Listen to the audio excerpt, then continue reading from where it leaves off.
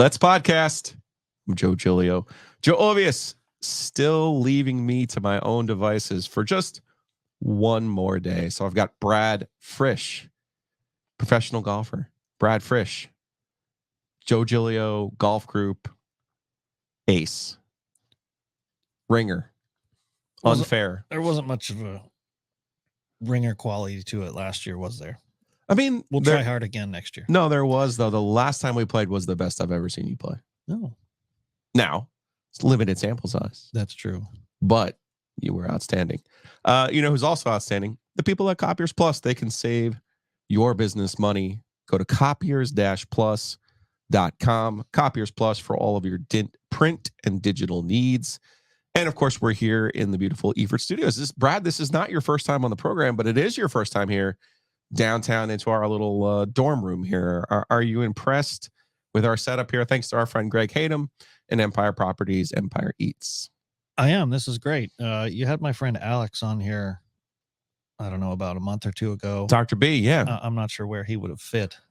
He was in the hopper over there. He was in the captain's chair. No, this is nice. I'm not a commuter, so I experienced, Holly Springs to Raleigh this morning. So you can run the Red Rooster Empire out of your home, is what you're saying? No, my office is about 3/4 of a mile from my house. It's fantastic. Okay, yeah. Perfect. You're all set up. And if you need golf clubs, this is the man to see. RedRoosterGolf.com. We'll hook you up. Perfect.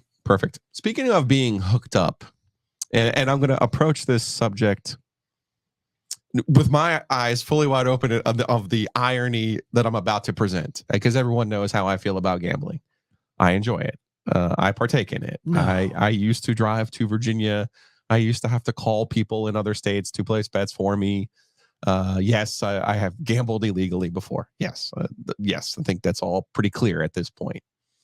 But now that it's legal in 38 states, and we're seeing it, it's not just, I think we're at a tipping point here with the Shohei Ohtani story that has percolated here and now risen to the forefront for Major League Baseball.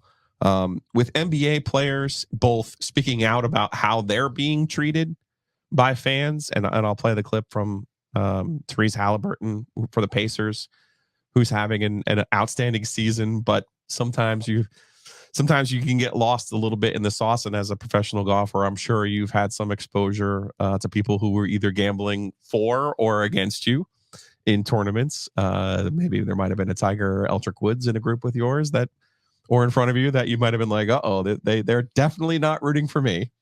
And then also when we look at this in terms of, there's also another NBA story with Jonte Porter specifically about prop bets. So I want to start with Ohtani, though, and the story of his interpreter. I'm going to try to do this right. Ippei Mizuhara. Ippei Mizuhara is Shohei Ohtani's interpreter, or was. He was fired by the Dodgers this week. He, depending on what side of this story do you want to believe, he either racked up $4.5 million in gambling debt, and then Shohei covered it for him.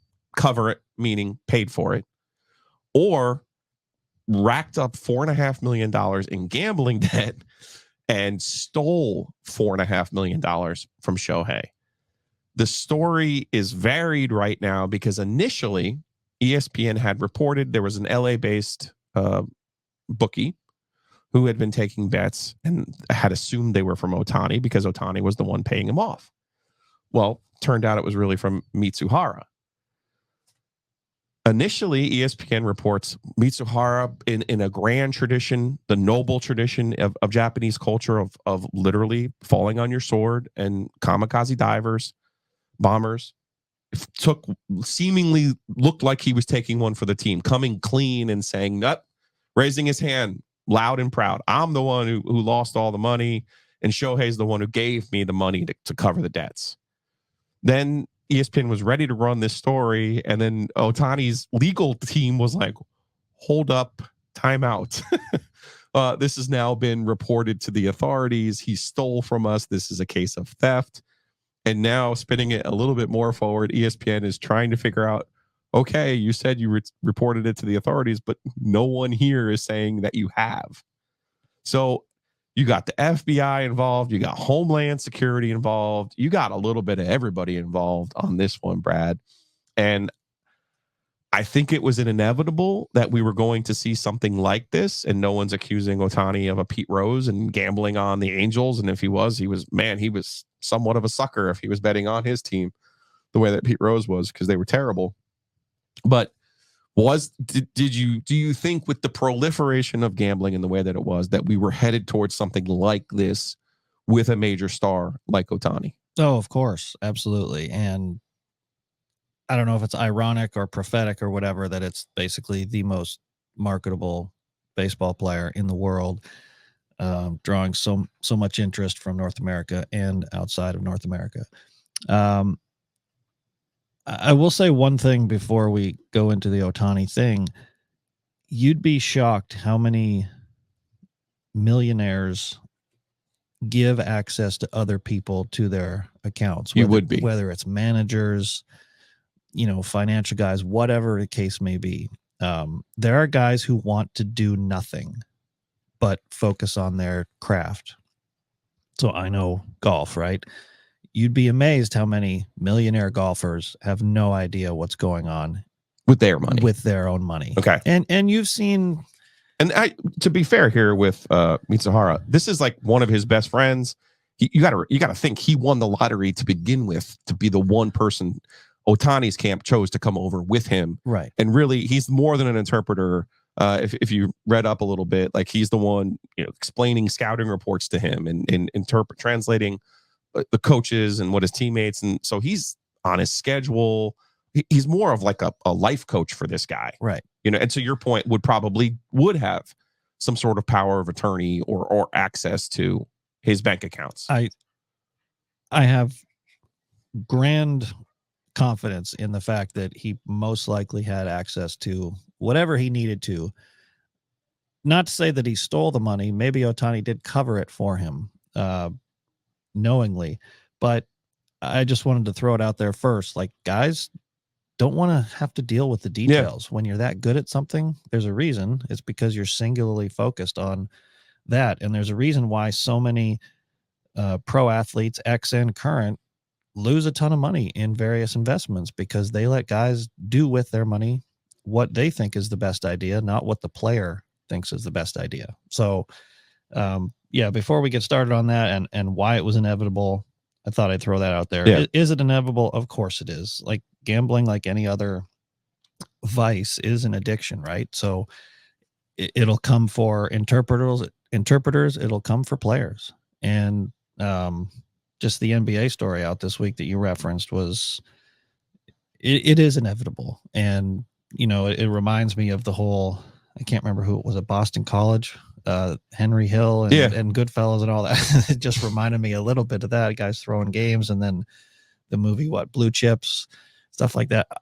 Honestly, it surprises me that it kind of came into pro sports first, and we haven't heard much at the college level. Now, whether that's being, whether they do it better, I'm not sure. Yeah. But so far, it seems to overtaken the pro level fairly quick. What we've seen on the college level, there is an investigation into Temple basketball right now that's ongoing. But what we've seen at the college level, is athletes who are placing bets not on their sport, but not realizing, I know this is kind of hard, you're of my generation. The younger generation knows they're being geo-tracked, but they don't care. Like, all of these kids grew up, they have Life 360, their parents track everything that they do, and they don't care. So we saw this with Iowa football, Iowa State football. A bunch of players just started placing bets on their phone, thinking, no big deal. Not on Iowa, not on, but the NCAA rules are very draconian when it comes to gambling. Like, you are literally, there's like two things they're allowed to bet on as a college athlete, like NASCAR and maybe cricket. If the NCAA offers your sport at the professional level, you cannot bet on that sport on any level. So it's a weird kind of deal. And that's different from, and even with Ohtani, it's a great point that you make about people having access to his money, his interpreter, right? Well, Ohtani signed a $700 million contract That is baseball. That is guaranteed. So him covering someone's $4.5 million debt feels like a lot to us. Yeah. Right. And I wouldn't even lump you in with me because you're more successful than I am. But for most people, you look, if you were when you were on the tour and you see Phil betting a $500,000 on the kickoff or the coin toss of the Super Bowl, right? But now caught up to Phil because he didn't know how to turn it on and off. But there's a difference between Shohei Ohtani losing $4 million or someone like me losing even like $5,000, right?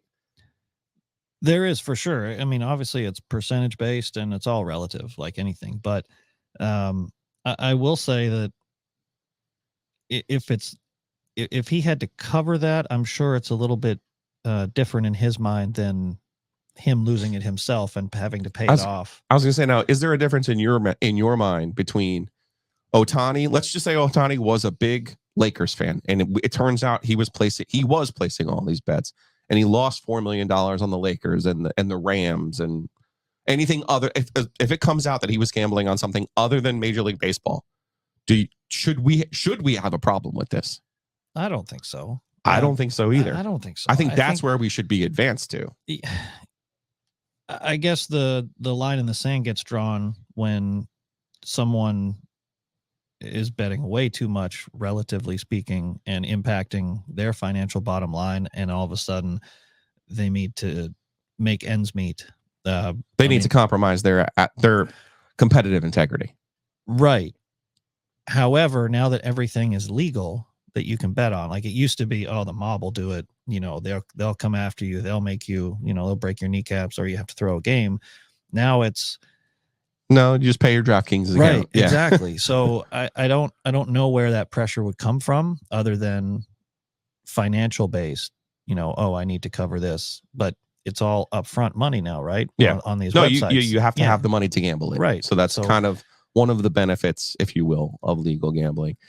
On the other side of this, I said Ohtani had a $700 million contract. Somebody like Jonte Porter, who's being investigated by the NBA, doesn't make, now he makes six figures, but he doesn't make $700 million. Okay. So the NBA is investigating irregular betting on Jonte Porter's props. And if you're unfamiliar with a prop is a proposition bet, meaning you take over or under a player's points, rebounds, assists. You can combine them all this stuff. So Porter, who is he's a sub basically, and they're while there's going to be a lot of action on LeBron James and Giannis Antetokounmpo and even guys who regularly play, you kind of got to work a little bit to find Jonte Porter's props at the end of the book. So a red flag is immediately going to go up if an abnormal amount is bet on his props. And it also looks like not only was an abnormal amount put on it, but he seemed to be cognizant of these numbers. And now we have a competitive integrity issue because we're not talking about someone with $1 bazillion. And we're not talking about someone who probably in their own head is like, well, I'm not point shaving. I'm just controlling my output for props, not trying to affect the line. This is where we get a little bit. Now we're into the blurry territory, aren't we? Oh, it's very blurry. I think in that story, there were 2 games where he took himself out of the game for quote unquote injury related issues. And his prop was, over under 0.5 3-point field goals. He didn't make any right in 4 minutes that he played. There was a video of him hitting like a banked 3 at one point, and his face was not pleased with what he had just done in a certain game. This is not good. This is absolutely compromising the integrity of games. And like you said, he's not making $700 million. I think his salary is something like $415,000. League minimum. Yeah, league minimum. I'm not sure if he's on a 2-way, whatever it may be. This is just starting, Joe. Like this, and that's the part. That's the part too. And you got to think, why is the NBA doing this? Because the popularity of the NFL is such. Now we can get into the construct of the NFL. It's supposed to be only once a week, even though now it's 4 days a week. But mostly it's a once a week game. People could focus on it. Gambling, whether you call it legal or illegal, fantasy football and gambling is the number one reason, in my opinion, that the NFL is as popular as it is. I agree with that. Fantasy football, 100%. Fantasy football and gambling has a 20-year head start. I mean, they had baseball rotisserie leagues, but it's every day. It's hard and that's to keep like a up grind. with. That's Yes. a grind. Like gambling is NFL gambling once a week. Do what you got to do. I think the NBA and these other leagues looked at the NFL and said, well, we can't play once a week. So what can we do that they've done to be mega successful? And I think gambling as a revenue stream, just as the state of North Carolina finally decided we would like to tap that revenue stream, right? Because it's going on anyway. So we want to tap that revenue stream. I think the NBA was an early adopter, particularly these prop bets, because it does seem like a little bit more easy, right? To bet on Tyrese Haliburton to have over under, 7.5 assists, right? Like, I don't know what the Pacers are going to do in this game, but I feel more confident that Tyrese Haliburton averages 8 assists a game. So therefore he's going to hit his average. I'm going to bet on the over, right? So the unspoken part of this, part of the gambling and popularity and your quest to be relevant is how you're affecting the actual players themselves. And I'm going to pull up the clip here from Haliburton and just curious your reaction, because again, I'm just guessing there's been a point in your professional career where you've been on the course and someone may have did or didn't say something to you where it was probably fairly clear to you that they had money on something that was about to happen. So here's Haliburton. He said this recently. Not everybody cares to hear how we feel, or that's just point blank period. I mean, to half the world, I'm just helping them make money on DraftKings or whatever. You know what I mean? Like I'm a prop. You know what I mean? Like that's what my social media mostly consists of. I think it's important for us to like have somebody to talk to, and like I think all that stuff is like it can be funny sometimes. If somebody's like, I lost $1,000. I don't give. You know what I mean? But, I do think that it's important for us to just have conversations with people who really value who we are as human beings, and it's not just sports psychology, but it's our teammates, it's our loved ones, it's people who really look out for our well-being, and that's important for me to just have those constant conversations. Be sure to comment. So he was asked about his mental health and how he talks to a sports psychologist, and he kind of veered off into, like I feel like a little bit of a commodity, right? That I'm being traded and sold. And I think it does affect fandom ultimately. And as someone, again, I am into gambling. I enjoy gambling. We are sponsored by DraftKings. I want to make sure I'm fully transparent on all these things. But I think, and I even mocked the state legislator when they were kind of going through some of this stuff. But there are a lot of unintended consequences to the rise of the gambling industrial complex. Yeah, you know how players needed to get on social media to build their brand, to be something outside of who they were as athletes, to rep certain companies, whatever the case may be. I think now it's incumbent upon players to not be on social media, because that stuff is so toxic. And or if you're super disciplined, never read the comments. It's hard not to read the comments. You like the little dot above the bell notification, and you're like, I wonder what someone said. Well, 90% of the time it's not nice, especially if you're day in, day out playing NBA basketball and someone's betting on you and you're not hitting your props. I mean, this is not good. And I can sympathize with Tyrese Haliburton. I can't empathize because I was honestly before much of golf betting. I remember one specific situation. We were in Reno, so legalized betting, Nevada. You were there, yeah. Yeah, and a player was hurt. And so I saw a caddy call a friend of his, and at that time, and I think they still do, they had player versus player bets. So Brad Fritsch to beat Ben Crane. It wasn't Brad Fritsch and Ben Crane, but it was something like that. And, this guy might not even tee it up. So he's taking the other side. He's telling another guy to take the other side. Now, what happens? The injured player, beware the injured golfer. He plays a good round and he beat the guy. But it was just one of those things where that inside info can be there. Now, this was so much less prevalent. This is 2013 or 14. I can't remember. I mean, we're 10 years later. We're into legalized across the internet, FanDuel, DraftKings, whatever case may be. this is not good. Going back to the player mental health part, social media is super toxic.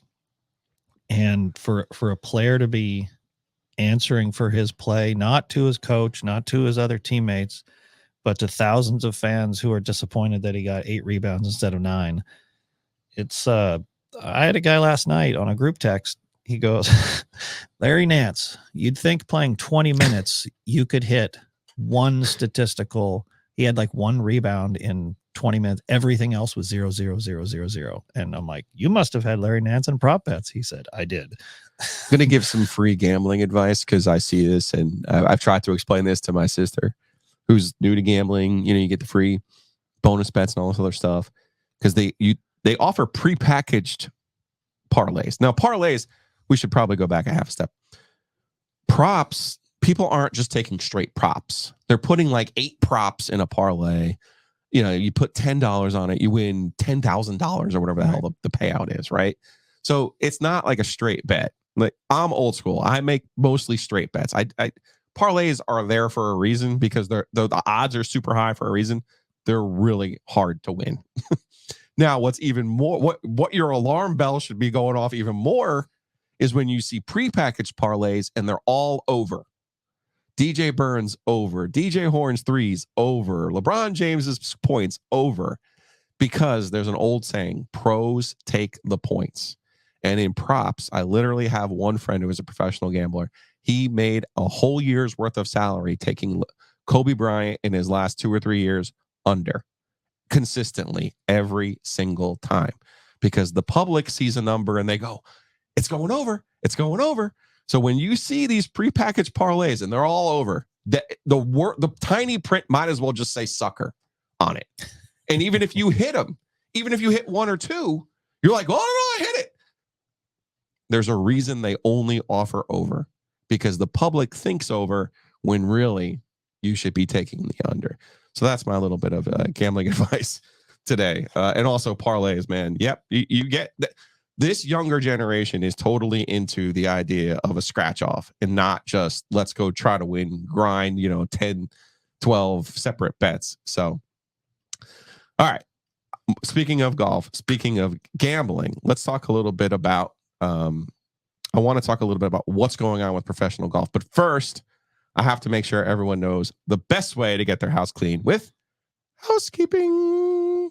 Housekeeping. What I love more than anything else is being right. And as I've said before, Enovana has a great website. Easy to use, easy to navigate, easy to save money on your housekeeping. But don't take my word for it. Check this out.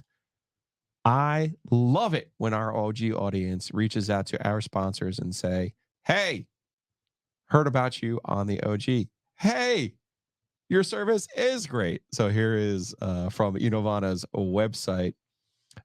Our happy customers say, this is M. 5 stars. The OG podcast was correct. Easy website, friendly cleaners, and great work.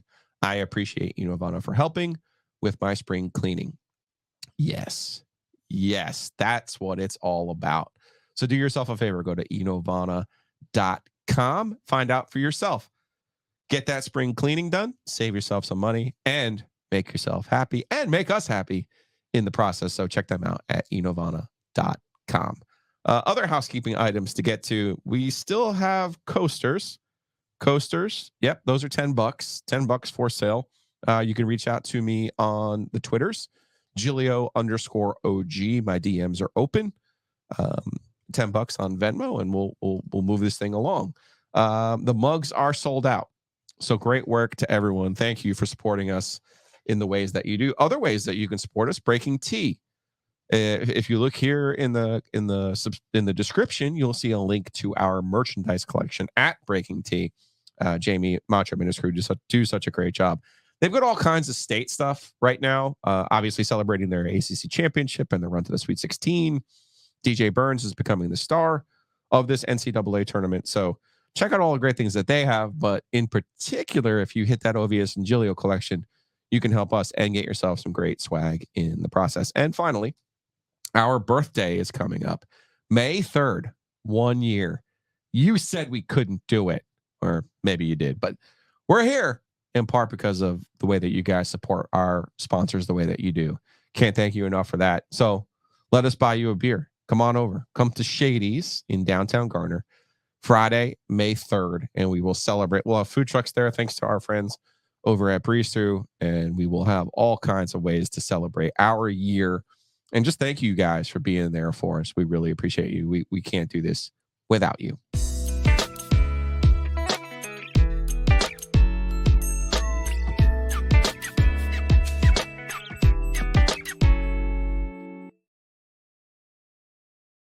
It's been an unusual PGA Tour season. And by unusual, I'm even going to say boring, even though Scottie Scheffler seemingly has found his form, which gives us what we've been searching for on the tour. Of course, we're always searching for the next Tiger, right? Just as in basketball, you want the next Michael Jordan, the next LeBron James. You're always looking for that next singular star. But I can't help but look at the results of the PGA Tour this season, and I've got nothing. I got nothing against a wide variety of people winning on the tour, as you very well know.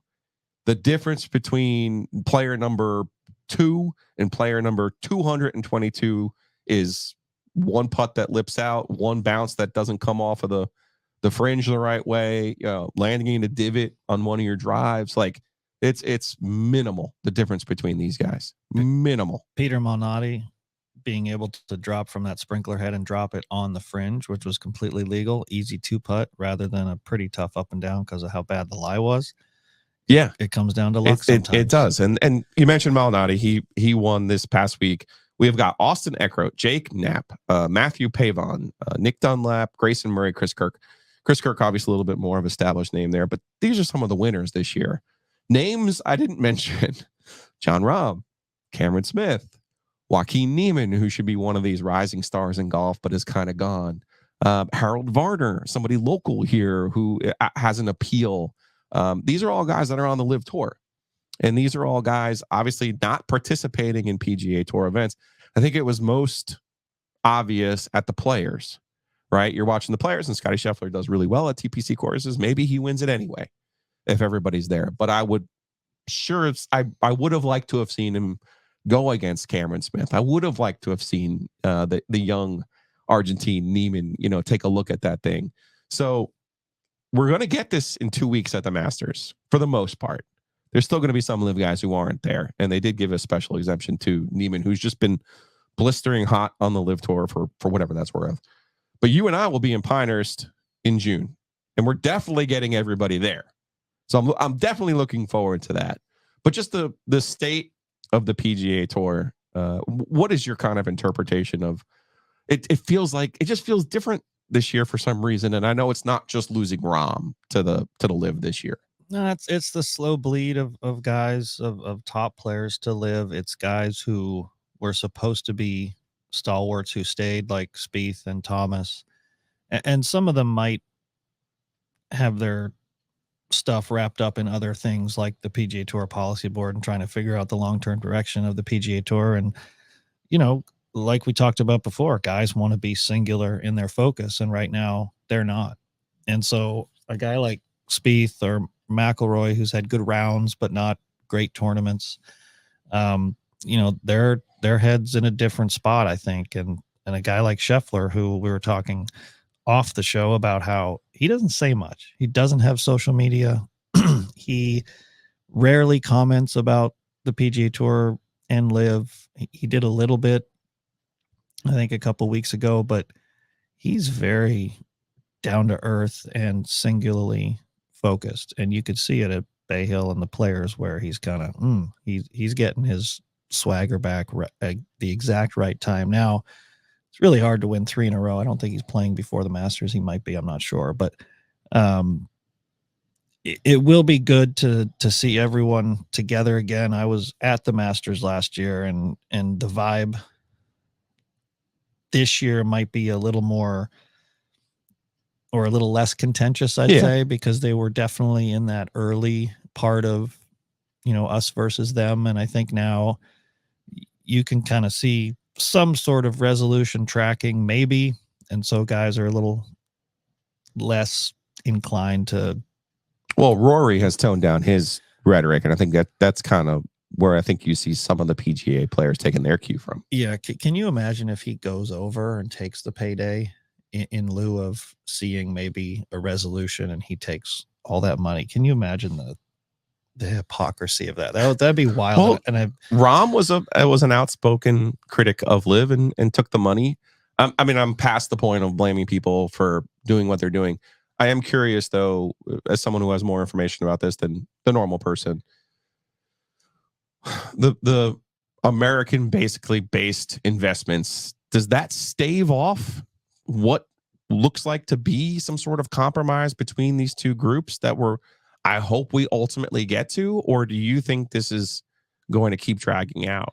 Yeah, I hope it eventually comes to a resolution, because like you said, you just miss the week in, week out when all the top players are together. There's more likely a scenario where a couple of them are butting heads at the top of the leaderboard. It doesn't always play out that way. Sometimes Peter Malnati wins anyway. Yeah. But I feel like there has to be some sort of compromise, both sides kind of get into the mushy middle somewhere and figure out something. The one guy we were talking about, you don't hear much from the head of the PIF, the Yasser, I'm not sure his name actually. You don't hear a lot from him about this whole situation. You hear it from Greg Norman. I was going to say Greg Norman's the mouthpiece. Yeah, he's the mouthpiece and probably the more abrasive of the two in terms of PR.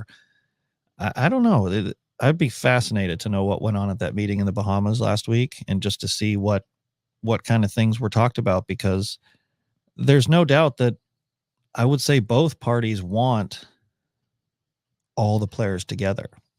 I don't think it's possible with the format for LIV to get all of the players together.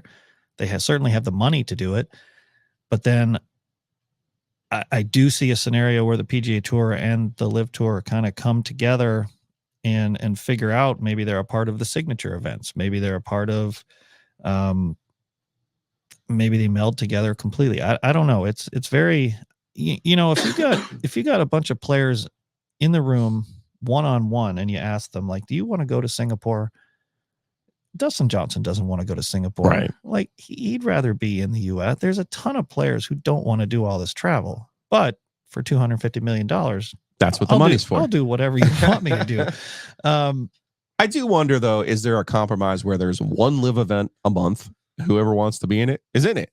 Now, obviously, those guys who are contracted to, but if there was like a team of JT and Spieth and their guys playing against, I would watch that, but that's where I think the compromise has to come from. Also, there's also the other side of this, like the people who did stay loyal to the PGA. Like, do you think there should be a reward for them, or maybe more of a punishment for the people? Punishment in the sense of, okay, you can't just leave and then come back because the temperatures have changed. Yeah, I think there's definitely a reward system coming. Keep getting these emails about the player equity program. I don't read them because I'm not a part of it, but there is going to be some sort of player equity in the PGA Tour, in that for-profit enterprise that they keep talking about. I think it goes both ways. I think there should be some sort of penalty if they want to come back, and there should financial be penalty. Yeah, financial penalty, and there should be some sort of reward for guys who definitely turned down a whole bunch of money and stayed loyal to the PGA Tour, whether it was right, wrong, indifferent. There should be, the PGA Tour should be rewarding guys for staying.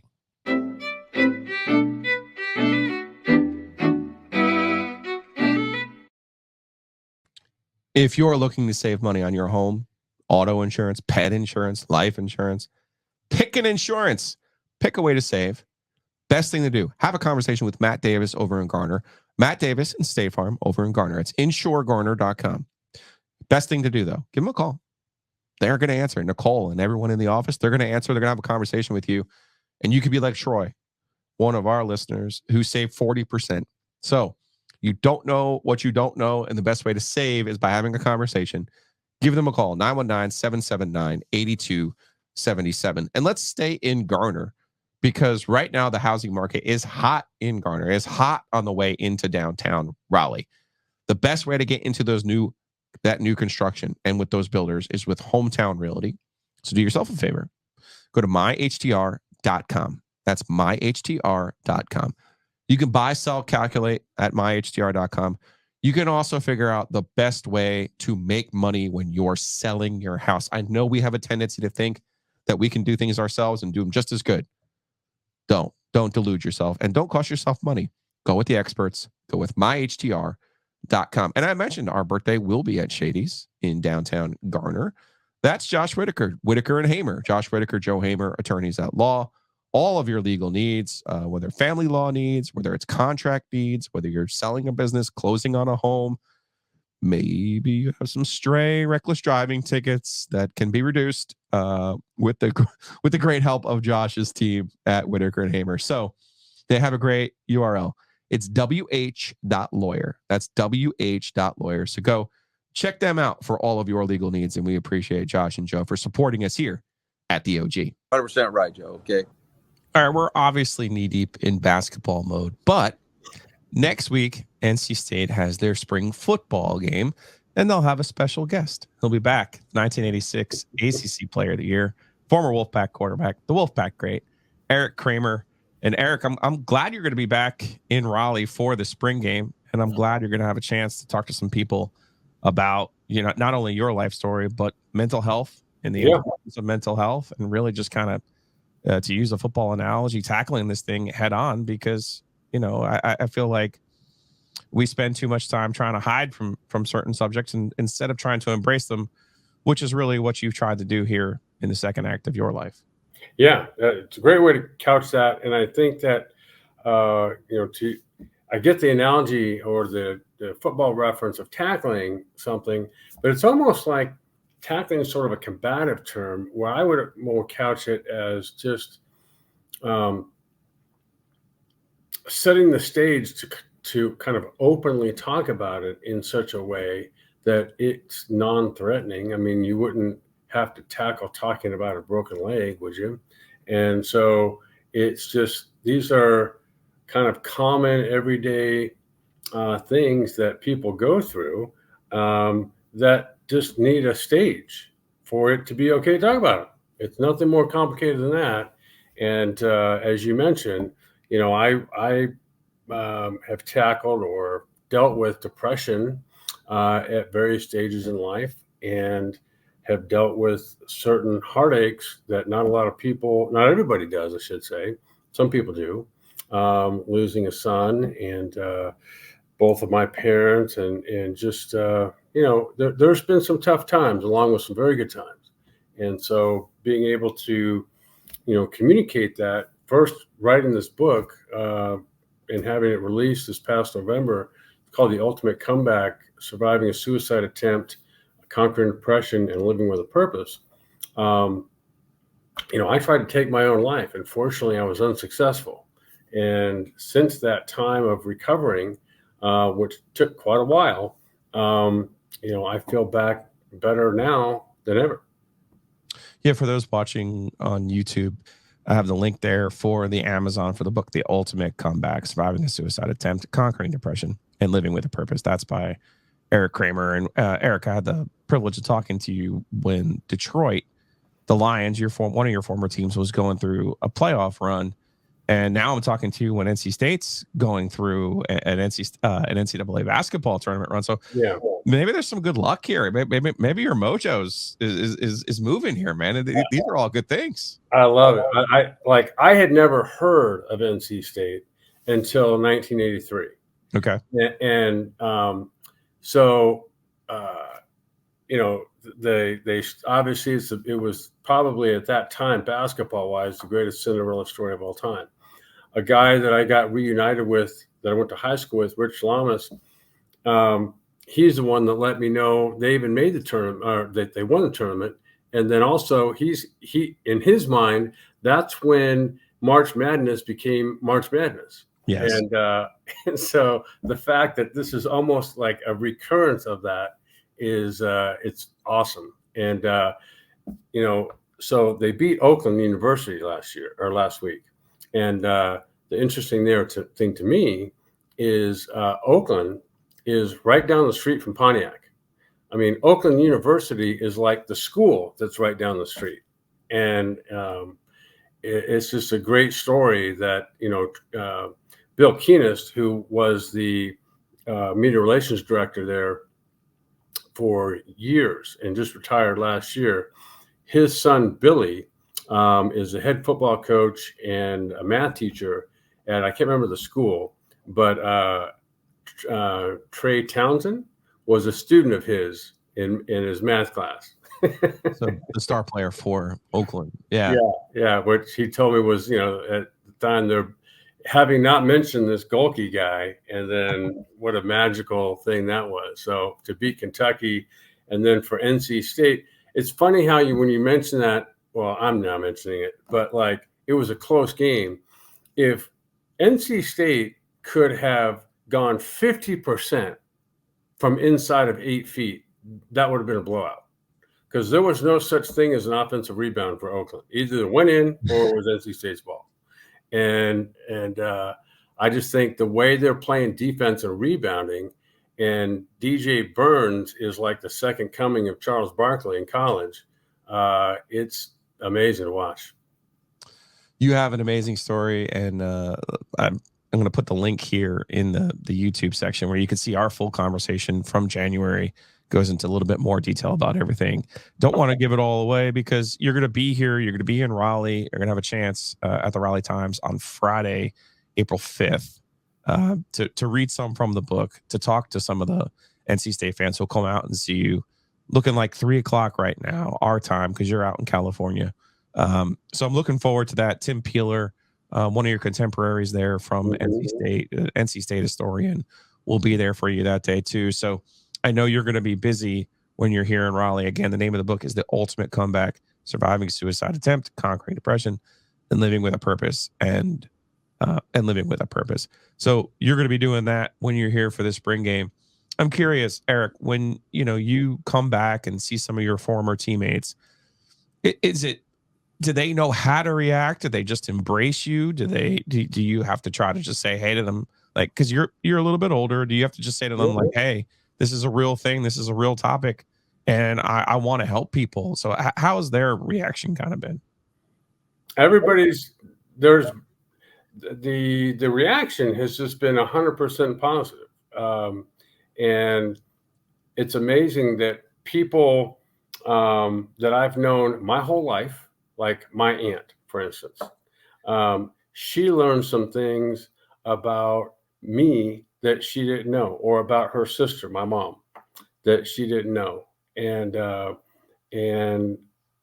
then there's people that haven't known me a second that can relate exactly with whatever it was I was talking about, whether it be depression or my parents, or is this I don't know. I guess what this has allowed me to do is connect with people in a way that maybe I hadn't before, and opened some doors to begin, like you mentioned at the Raleigh Times, to begin speaking about it. And that to me is where it's at, is when you can make a connection with people and then begin talking about.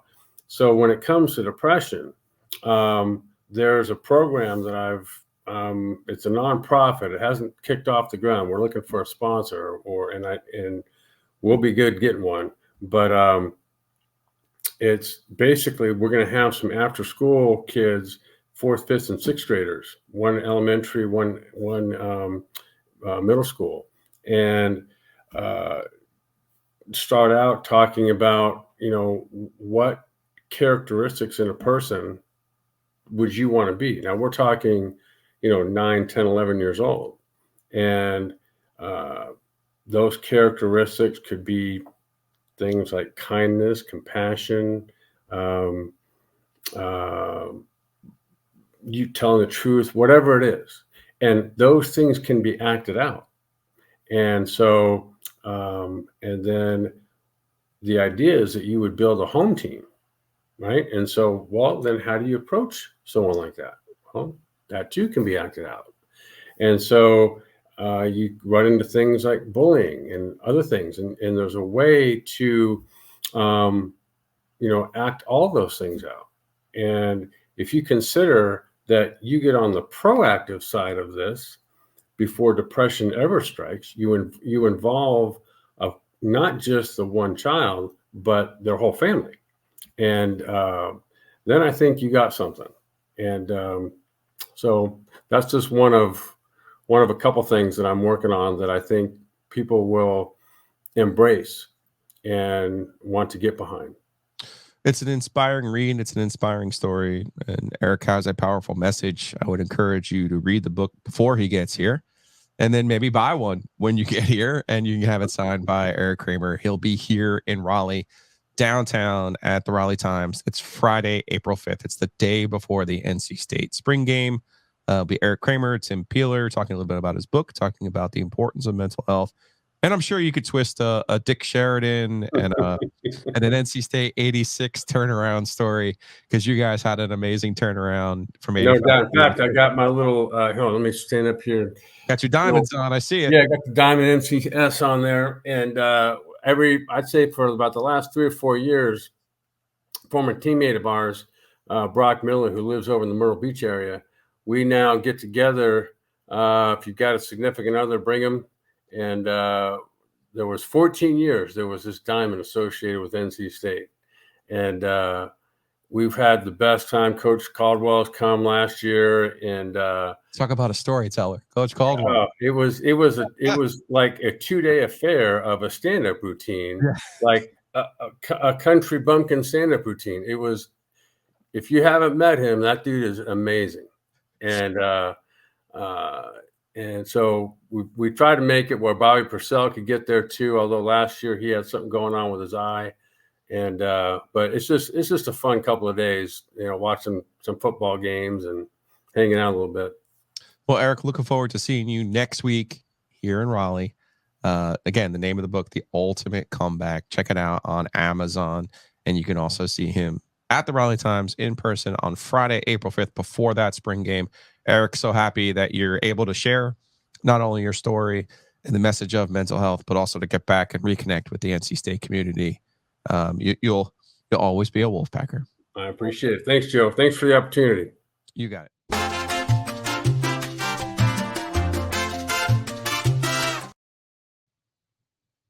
Do you know how I know everyone's excited about NC State advancing in the NCAA tournament and winning the ACC title for the first time in 37 years? It's not social media. It's through Two Roosters. That's right. Tuffy Tracks for my guy, Jared, at Two Roosters. You ready for this?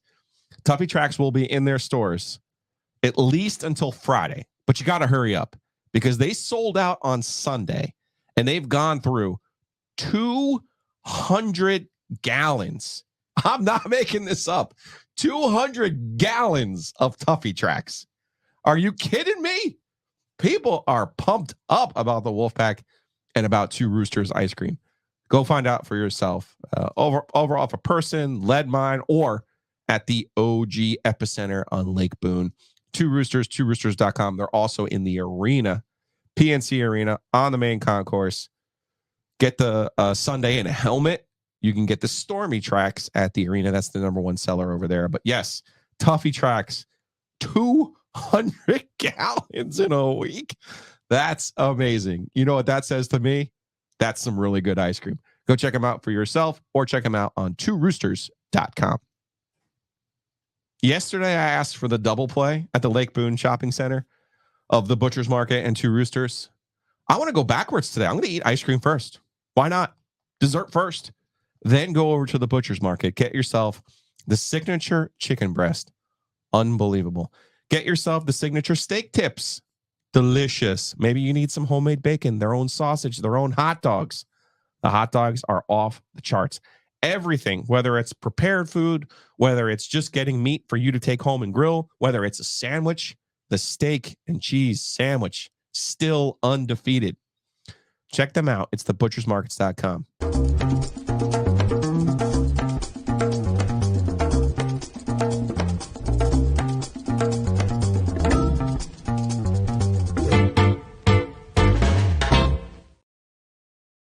Do you think it's a coincidence that OVS goes out of town and all we're doing is handing out winners here on our OG play of the day with DraftKings, the official gambling partner of the OG? I don't think so. We cashed another NIT ticket yesterday, 2-0 now on the week, 4-0 on our NIT picks. I mean, that's a pretty good percentage. No NIT tonight, though. But at 5 o'clock down in Daytona Beach, we get High Point against Seattle. Not the Supersonics, but the Redhawks. Seattle University. High Point is a 1-point dog in this game. I'm just going to go take the money line. Give me High Point on the money line plus 100. So if you risk 100, you win 100. So give me High Point. No, I'm not taking any of the points. They're a slight dog, a 1-point dog. I'll just take them on the money line plus 100. That's your DraftKings play of the day. The wait is over. DraftKings Sportsbook, an official sports betting partner of NASCAR, is now live in North Carolina. You can legally bet on all of your favorite sports teams anytime, anywhere, right here in North Carolina with DraftKings. For a limited time, new customers who sign up with the promo code OG24 and bet $5 will receive $250 instantly in bonus bets. DraftKings has the best features, including same-game parlays, player props, and much more, with fast and easy payouts right at your fingertips. Download the DraftKings Sportsbook app now. Use that code OG24, bet $5, and get $250 instantly in bonus bets only on DraftKings Sportsbook with the code OG24. The crown is yours. Gambling problem? Call 877-718-5543 or visit morethanagame.nc.gov. 21 plus, North Carolina only. Bonus bets expire 168 hours after issuance. Deposit and eligibility restrictions apply. Terms at DraftKings.com/sportsbook/NC. NASCAR is not a sponsor of this promotion and is used under license.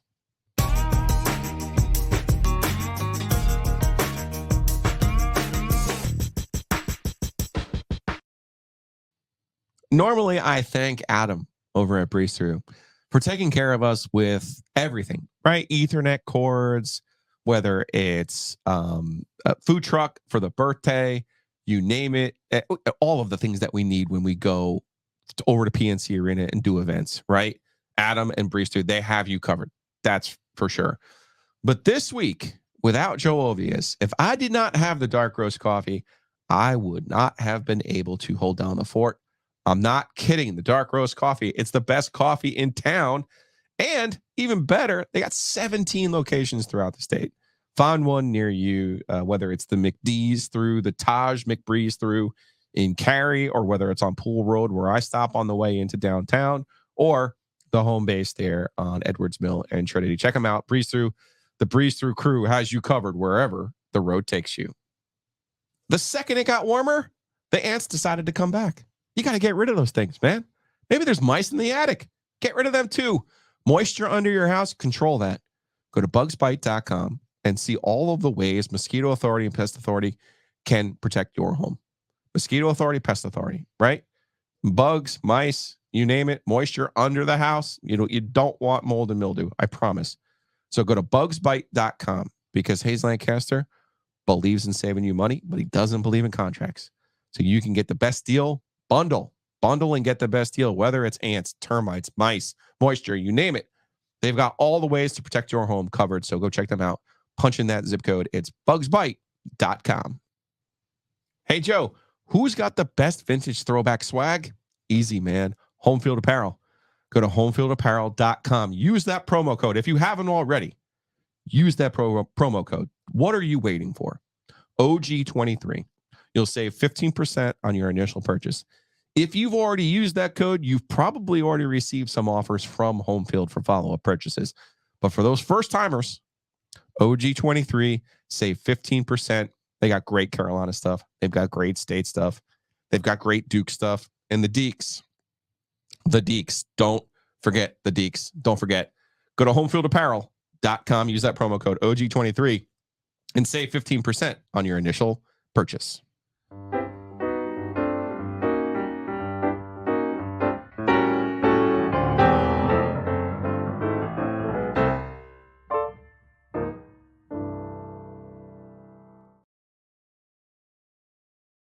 I really do love the piano music. Hits me in the right place every single time, and it can only mean one thing. We're getting out of here on some Hey Joe questions, and we're going old school. Yesterday we did Twitter. Today we're doing Joe asked the questions that he's interested in. So let's start with, hey, Joe, what is Brad's best Hurricanes conspiracy theory? It's not really a conspiracy theory. It's a what if, and it's if the Canes re-sign Jake Gensel, obviously he's been a really good so far acquisition. Some crazy stat like on the ice for 16 goals against 0 so far. In the event they re-sign him, given that they're so attached to the value-based proposition of each player, like what do they bring? How much are we paying them? And given the fact that they'll probably lose one of Pesce or Shea, maybe both. Yeah, I would expect both. Yeah. So Chatfield, Orlov have to move up. They have to find a couple of defensemen before the Russian guy comes over. I think he has one more year. Apparently he's amazing. This involves another Russian. Will they move off Svechnikov? His production, you'd say, is a little underwhelming for the contract, 7.75, I believe. Yes. He's under a point a game. He's not the trigger guy on the power play that I thought he would be. You know, left-handed shot. I thought he would be the guy on the right side that would just be slapping one-timers, Ovechkin, but on the reverse side. Either they don't like him there or he can't do it. Do they move off him? Do they trade him? I mean, he's a really good player, but he takes a ton of offensive zone penalties, a ton. He does take a lot of penalties. And not retaliatory penalties. No, They're like, oh, I'm going to trip this guy as he moves past me for no reason whatsoever. And he's done it for 6 years. Now, as an 18, 19, 20-year-old, fine. But he just turned 24, I think, yesterday. When's that going to leave your game? As an interested observer, it annoys me. Okay. Watching that. So to find another defenseman, a great value, do they move off him? Just in the event that they get Gensel back in the fold. Now, as a UFA, they typically don't overpay, right? So that would have to be some sort of give and take with the value they assign to Jake Gensel. So there's my question. Okay. I kind of like where you're headed in terms of value and how the Canes think. Yeah. But here's one fly in the ointment. What if he has an unbelievable playoffs? And what if they win the cup? Even they can't move off of that. Like they'll have the same problems that Rutherford had in 02 and 06. Yeah, where you get attached to people and you're not Bill Belichick. There's only so many Bill Belichicks out there, right? Who can do it, win it, and be like, "Nah, I don't need you. I can replace you." One of your former colleagues thinks that they're married to him. He's not going anywhere. You could say Adam Gold's name. That's fine. Yeah. Okay. He's a friend of ours. Friend of mine too. I bother him probably too much while he's speaking on his show. But I like to give him little tidbits.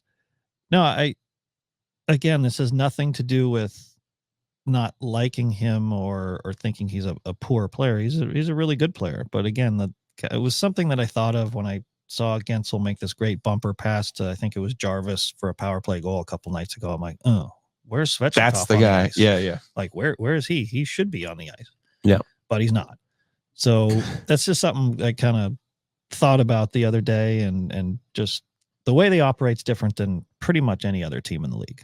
So I just thought of that, and but Svechnikov staying a Cane also has a ton of pluses in that category, which is number 2 overall pick.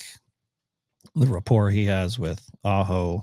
Not sure if we'll see Teravainen again after this year, but in the room, he's another Russian. So Orlov and this other defenseman Nikishin coming over, like that's always something to think about as well. So that's your Canes conspiracy. That's my Canes conspiracy. All right, next question. Hey Joe, Kentucky is keeping John Calipari. Are they going to regret this? What do you think, Brad? So I only have one experience with John. It's not with him, it's watching him. They came to play Carolina a bunch of years ago. I got to go to the game at the Dean Smith Center. He did so much more coaching than I thought John Calipari did. Now, this was 5, 6, 7 years ago. I can't remember how long ago. So that changed kind of my opinion of him. I thought he was recruit, wear a nice suit, sit down on the bench. I don't know. I watched a lot of comments from a lot of his friends and colleagues, former colleagues. Seth Greenberg, Jay Williams was talking about him. Jay Billis was talking about him. I think it's just a matter of adapting. About you can't play. Now, they had some older players on that roster, but he's always been the play freshman. Jay Wright said it, I think. Freshmen aren't going to win you anything anymore. And this was your take from about 3 or 4 weeks ago. You need an older roster now. This is the way of college basketball for the foreseeable future when they're allowing guys to stay. I don't know when that's going to end. We got 2 more years of COVID eligibility, yes. But for the time being, you have to adapt or die. And so I also want to come back to and this has to do with the ACC as well. The tournament is a one and done, right? Completely fluky. This bothers me. I'm a Dallas Cowboys fan. Regular season 12-5, 12-5, 12-5. They're a good team. Yeah, they can't win a playoff game, but they're constructing the roster based on we have to get to the playoffs first. And so you have to get to the tournament first. Obviously, his team was good. Calipari's team was good this year. They happened to lose to a Cinderella team that made 15 3-pointers, right? And the guy made 10 on his own. Yeah. It doesn't mean he's a bad coach. It doesn't mean he's doing everything wrong. They just have super high expectations at Kentucky. I think it's good that I'm always in favor of keeping a guy over moving off of a guy. Stability is so important. Do you think there's something to, though, as we've seen, I go back to Bill Cowher. One of the most amazing things that he did was basically stay with the Steelers and win a Super Bowl in his second act with the Steelers. That's the exception in pro sports, and I think in college sports too. It's like sometimes your message gets stale, even in college, when the roster's turning over on an annual basis, because Kentucky's had older teams. Oscar Schwebe, 2 of the last 3 years, was one of those 5th and 6th year guys out there making $1 million to play basketball, and they couldn't do anything with him either. So I don't know if it's adapting or if it's just a matter of, sometimes your stay just runs its course. Like Peter Laviolette with the Hurricanes. I mean, I'd let him coach forever. Won the Stanley Cup. But ultimately, your message gets stale. And I wonder if that's not what's happening here. I think John Calipari is obviously still an outstanding coach, and someone would hire him in 2 seconds. But I don't know if he'll ever win again at Kentucky, because it just seems like he's star-crossed at this point, that he literally has like half of the NBA all-star roster. Like if you look at the rosters and of the guys who went to college, they're all his. And then you go back and you look, what have they done? And this random chaos generator that is the tournament, it also probably should make us appreciate more the consistency of Dean Smith. It should probably make us appreciate more the consistency of Mike Krzyzewski. It should probably also make us appreciate more the consistency of Roy Williams. Because you can be at a blue blood. You can have 5-star players. Kentucky's going to have more lottery picks than anybody else combined in this next draft. And what did it get him? It didn't even get him a win in the tournament. Throw another one out there, Mark Few. Mark Few. Like consistency. Yeah, this is 16 in a row. Yeah, I mean, it's wild. How, again, I'm not advocating for him to leave. I'm just saying sometimes when you're Kentucky, and I think Nate Oates secretly getting that little extension he got at the end of the year from Alabama, I bet you there was some back channel action going on there, because there would be no reason for Alabama to give Oates the extension that they did if they didn't think something was going to be afoot coming up. So I did notice that when that had happened. We could also talk about how it's really, really dumb. I don't know how I went from Calipari to Rod Brindamore, but that the Canes might be tiring of Rod Brindamore, not the organization, but the fan base. This was about 4 months ago, where it's like, they're just not going far enough. And I'm like, they've been to the conference finals. Was it 2 of the last 3 years? Yes. Or 2 of the last 4 years? Like, what are you talking about? Yeah. All right. And since we are really on the YouTubes now, we can go to some comments. This is from yesterday's show. I got a little love yesterday, so I got to make sure I read it correctly. Blind Lemon Jello. Nice close with the music. Runs the board like a champ. Yes. The watchers, the viewers, the listeners were somewhat concerned, as I was, when Joe Opius is not here, of how this operation will work. And then we had someone the previous day say, "Why do you have to swear? I don't get it." And I said, my initial reaction was like, okay, that's big Bill Cosby energy. Let's not tell people what to do. But I got over it and I said, you're right. Sometimes I probably should control myself. But when I do, it's because I'm feeling something. And so, yeah, heel yeah here. Swearing Giglio is my favorite. Like you said, it's the one time I know you're trying to hammer a point that I know you're also right on. So I appreciate that. What from John Henry? What happened to the Wake Forest plate? It's still here. I'll duck. The good luck Wake Forest plate. No, I didn't give up on my Deeks. I believe I'd said I saw Steve Forbes in DC and I apologized to him. Like, hey man, I'm sorry. You know, I jump on the bandwagon and you guys like fall apart. And he's like, no. It's like, it wasn't you. He goes, we need people to jump on the bandwagon. Don't leave us yet. And don't blame yourself. I said, okay.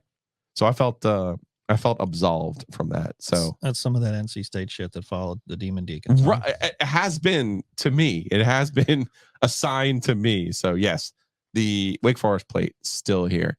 That's going to do it for us today. Appreciate you guys all for hanging out.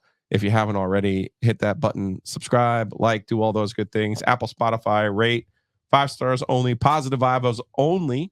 We'll be back tomorrow. OG Live Thursday right here, 2:00 on the YouTubes. See you then.